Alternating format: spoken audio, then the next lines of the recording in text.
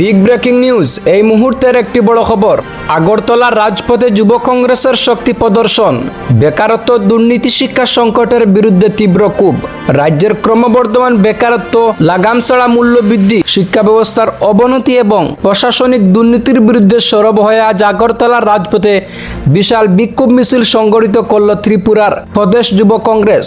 শত শত যুবক যুবতী, ছাত্রছাত্রী এবং দলীয় কর্মী সমর্থকদের অংশগ্রহণে রাজধানী শহরের বিভিন্ন গুরুত্বপূর্ণ সড়ক কার্যত জনসমুদ্রে পরিণত হয়।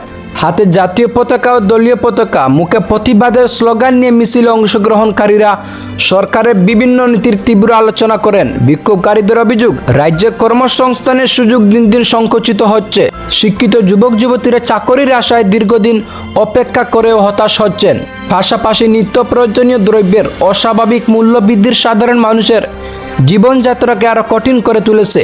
মিছিল থেকে বক্তারা বলেন, শিক্ষা ব্যবস্থার বর্তমান পরিস্থিতি উদ্বেগজনক। পর্যাপ্ত কর্মসংস্থান না থাকায় যুব সমাজের ভবিষ্যৎ আজ অন্ধকারের দিকে এগিয়ে যাচ্ছে।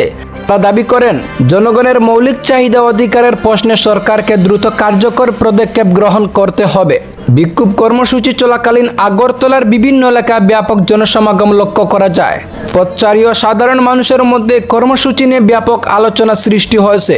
যুব কংগ্রেসের নেতৃত্বের বক্তব্য, এটি শুধুমাত্র একটি রাজনৈতিক কর্মসূচি নয়, বরং সাধারণ মানুষের স্বার্থ ও যুব সমাজের ভবিষ্যৎ রক্ষার আন্দোলন।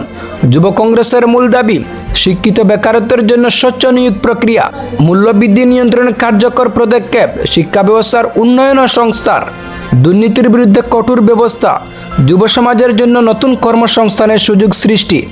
নেতৃত্বের পক্ষ থেকে স্পষ্ট জানানো হয়েছে, জনগণের দাবি উপেক্ষা করা হলে আগামী দিন আরও বৃহত্তর আন্দোলনের পথে হাঁটবে যুব কংগ্রেস। রাজ্যের প্রতিটি প্রান্তের সাধারণ মানুষের স্বার্থে আন্দোলন জোরদার করার বার্তা দেওয়া হয়েছে।